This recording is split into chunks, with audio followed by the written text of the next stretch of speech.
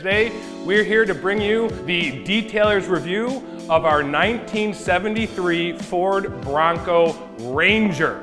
The paint definitely appears to be original. We did not have a lot of paint to work with here. We're gonna go ahead and invite in our foreman, Christyan. Actually, Wars clean through the paint. Welcome to the Dr. Beasley's clean room, everybody. I am Chris Racana, Director of Success. Behind the camera is Victor, our communications manager, and today we're here to bring you the detailer's review of our 1973 Ford Bronco Ranger. So those of you who are not totally familiar, Broncos have been around for a long time. This is what's commonly known as an early Bronco. This was the inspiration for what you're seeing out in Ford dealerships now, their current Bronco. Obviously back in this era, they were only available as a two-door. Now, what makes this particular Bronco very interesting is that this is a Ranger. So this meant this was the top spec. As Maybach is to Mercedes, Ranger is to the Broncos. So what kind of things do you get when you opted for the upper trim level Ranger? So little luxuries like full carpeting. Yes, that was actually a nicety back in the day. An automatic transmission. You also had vinyl door trim. Ooh, nice. And don't forget the cloth and vinyl avocado seats. 1973 doesn't get much better than that, buddy. Also, you would get little things like the tire carrier and your deluxe hubcaps. Now, this is also spec'd with the upper end engine. There is an optional 200 cubic inch straight six. This one was spec'd with the optional V8, 302 cubic inches, rated and all of 137 horsepower. Woo! This is very intriguing because all of this truck, from what we can tell, is completely original. Engine appears to be original. The paint definitely appears to be original. Chrome bumpers appear to be original. I actually took a look at the trim tag and I decoded it, and all this comes as it was made at the factory. It's a U15, so it's what they call the U100 wagon. It's the engine code G, which was the 302. It is the assembly at Michigan, and then it had the color code U. So we have the limestone green metallic here, and then you had the C4 automatic transmission, and then the option for the 411 gear and power steering and the front limited slip axle. Obviously a four-wheel drive. Now, again, remember back in the day, these things were made as farm implements. That's how they were intended to be used. They were never intended to be luxurious in any way, shape, or form. So they tend to be a little bit rough around the edges. They were never finished to the highest because this was not a family sedan. Again, this was something to be used as a work truck. Very interesting that we had to work within our limitations here because being original paint, we wanted to preserve it. So this is where our nano surface primers were going to be integral to this process because we want to be able to do a paint correction here, but just really add gloss. We want to be very cautious about our material removal here because again, 50-year-old paint, and as we'll discuss later when we bring Christyan in, we did not have a lot of paint to work with here. So we'll dive deeper into that a little bit later down the video. But if we want to continue on down the side here, you'll see, obviously imperfections in these tape stripes, and this was anything that was never going to get restored or repaired. The whole point of this process on this truck was preservation. We wanted to preserve this patina because you can only have original once. Once you go and start repainting, restoring, replacing tape stripes, it's done, it's over. It's not original anymore. So you can only have original once. Some other interesting points of this car, though, I wanted just to point out, I thought was very interesting. There are some non-stock items here. So it's ordered with a dual tank, so you got like a 12-gallon main tank and an auxiliary 7-gallon tank. Four-wheel drive. They added the hitch, and they added these turn signals as well. And I'm not sure, these definitely not stock, and I'm guessing they just really wanted to be seen.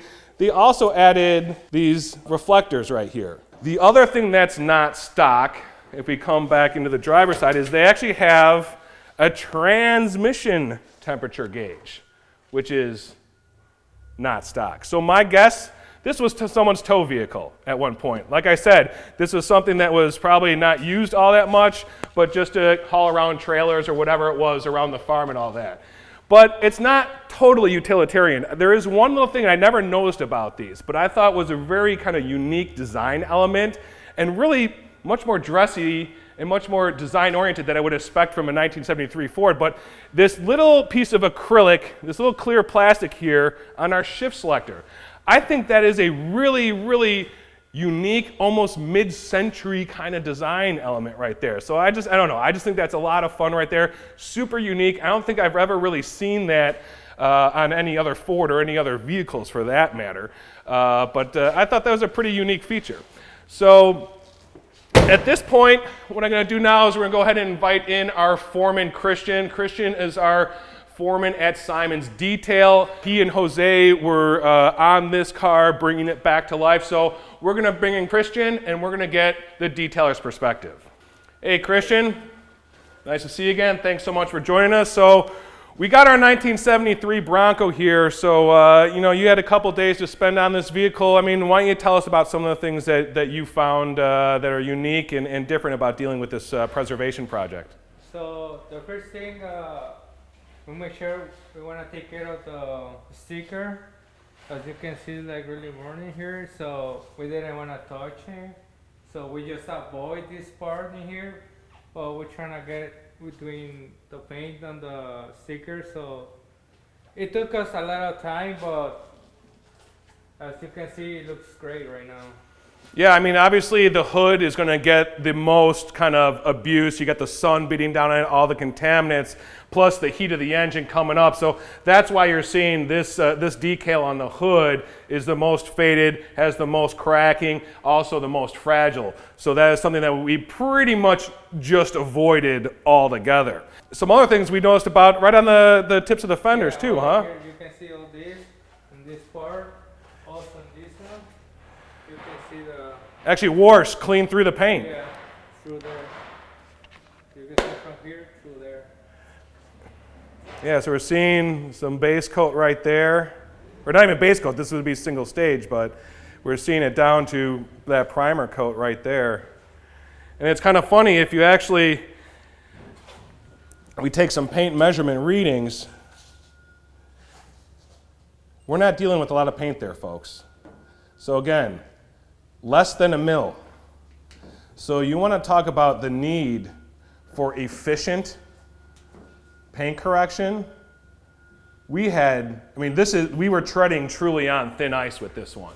So that's why the answer was NSP 45. All we want to do is exfoliate the paint, get it clean enough where we can lay down a ceramic coating and get that most durable possible bond. So we had decals, tricky decals to work with. We had very thin paint to work with. But I will say one thing, Christyan, as I'm looking down the side decals, it seems like you definitely get some brightness back on these. So were you able to get a little bit of buffing on those then? Yeah, we do a test pad in here. We didn't see that it didn't fade, it didn't happen anything. It just got shine. Mm-hmm. So in here we just do a little light buffing on the stickers. Mm-hmm. Not trying to get it perfect, but get a little bit of shine. So everything else, except the hood, it got buffed out. Mm-hmm. So then moving on down the side of the truck, I know there's one inconsistency that you found out that actually I didn't even pick up on when we first took the truck on. So what was it that you noticed? The mirrors. Oh yeah, so you get what I believe to be the original side mirror on this side. And if we go over to the driver's side, then it looks like more like something out of the 80s. It's a little bit kind of tinny, the metal on there.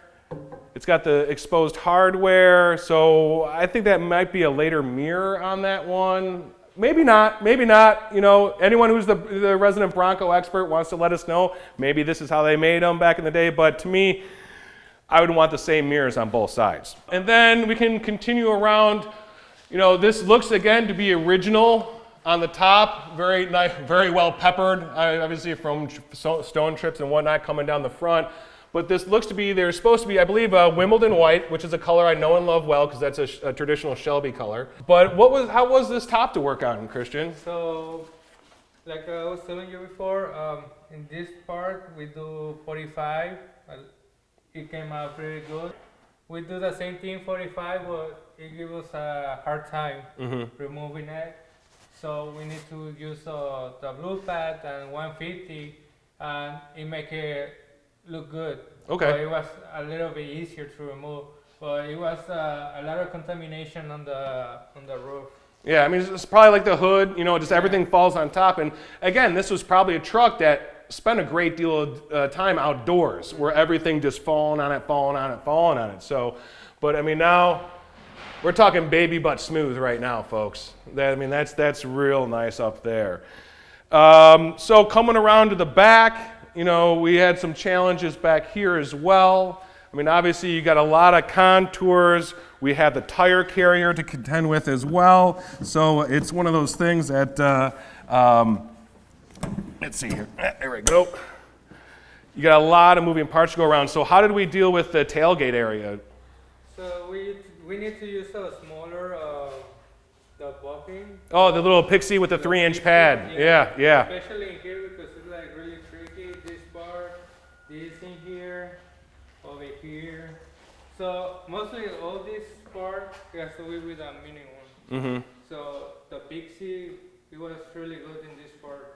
Also in here, we don't want to mess a lot with these badges. So that's why we spend a lot of time in here. Just being careful, nothing happens. But yeah, mostly all this, it was with a Pixie. Got it. And also this part. Oh yeah, the tire carrier we were doing with the Pixie as well, absolutely. And then I know we were kind of with this chrome, we were kind of messing around with this a little bit. We used one of my old tricks that I used to use on my CJ7 all the time. I actually took a little quad-aught steel wool and some NSP and was able to get quite a bit of the pitting and corrosion that was on the hitch. But on the bumpers, you actually just went straight to a pad and 40, was it 150, pad and 150? 95. 95. So you did what, blue pad or orange? Orange. All right, so that was a Lake Country HDO orange pad, NSP 95 that the guys took to this chrome here. And again, just got it cleaned up enough, and then we came back with metal coat over the top just to get that protected there. The same thing with the... Oh, original hubcaps. Obviously faded paint. These are something that's at a certain point you can only do so much to bring it back. But the point of this, again, preservation. That was the idea here. This is a survivor. We want to preserve it. We want to keep that patina and protect it. So again, that's a perfect application for a ceramic coating to protect that, just like metal coat is doing right there. So this is the luxury edition of the Bronco. Let's get inside and have a sit inside this luxury beast. Okay, we're in the interior of our Ford Bronco Ranger, and it is very green. Lots of avocado in here. It is 1973. So, Christyan, I mean, the customer, again, inside, they just wanted it cleaned up more than anything. I mean, we could have gone further with, adding Leatherlock Pro to the vinyl or even looking at putting a coating on the dash, but that's not what the customer wanted. They just wanted it cleaned up. So how did we handle that cleanup process? So it was the same thing from the outside. Inside, we just need to be really careful. As you can see, it has some cracks on the dash, also in here on the seats. So we didn't want to grow out everything in here. We just used a little brush as a cleaner to get all in here between the chrome, on the metal. This part, as you can see, we didn't want to blow it out. So you weren't bringing any compressed air in here at all? Yeah, you were worried about something blowing out? Yeah, okay. Like go away or something like that.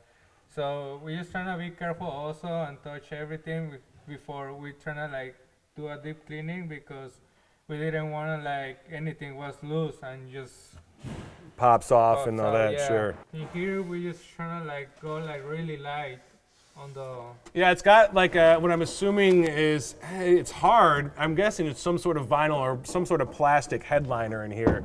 Sounds pretty noisy though. This thing's got to be horribly noisy going down the road. And then, I mean, as far as the glass and everything, how'd you find the glass in the truck? I mean, it looks pretty good, in pretty good nick. Yeah, it's in good shape. Just on the back, it has a few scratches, but in the front and anywhere else, it's pretty good. So nothing else happening there. On the carpet. So as you can see, it has on a few spots still, but we use we wash it like 2 times because it didn't like seems right. So we do like 2 passes. We didn't want to get everything wet, so that's why we use the steamer. So we can go like easily cleaner. But as you can see, it didn't happen anything.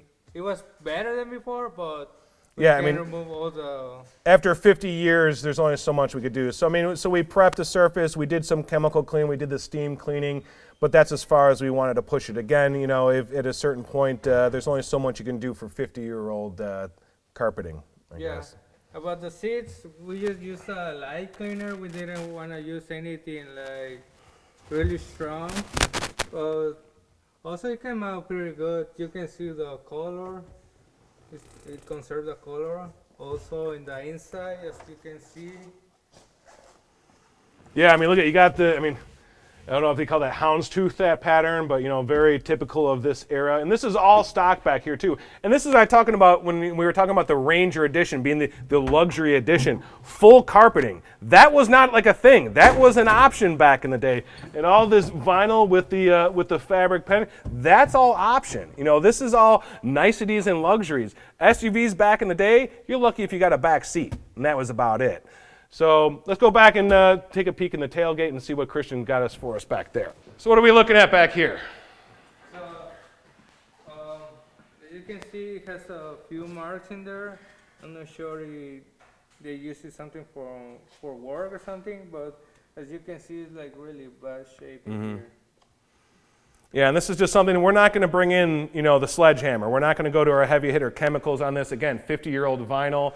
You have to know when to draw the line. You know, 1, what did the customer request? What did the customer pay for? 2, you know, we're here to preserve and to help people. We don't want to make the situation worse. So us as professionals, we got to know when to, you know, kind of say, okay, enough is enough. We pushed it as far as we can push it. This is what it's going to be.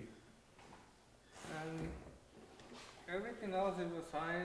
As you can see, just a few scratches on the mirrors. Oh yeah, the rear glass got a nice big gouge right across right here. But other than that, I mean, the glass is overall pretty clean for 50-year-old glass. So, I mean, overall, I think it is a fun truck. I mean, I had a lot of fun with this truck. I mean, talking to the customers and all this kind of stuff. I even got in here, got my hands dirty a little bit. I was working on some of the bumpers and some of the chrome with the guys like that too. So, I mean, overall, Christyan, I mean, how would you rate detailing this 1973 Ford Bronco Ranger? 9 out of 10. All right, cool. I had a lot of fun with the process as well, so I'm gonna echo that same sentiment. I'm gonna give it a 9 out of 10 as well. So I hope you all out there enjoyed our detailer's review of our 1973 Bronco Ranger. Do remember, go ahead and like and subscribe. Smash the like button. Hit that little notification bell, so that way you're gonna know when the next video drops. Because we always got new stuff in store. Because you know what? The 3 of us, you got Victor behind the camera, you got Christyan right there, and you got me. We got something cooking. So make sure you hit that notification bell so that way you see when it drops. Thanks again, everybody, for joining us in the Dr. Beasley's Clean Room. We'll see you next time.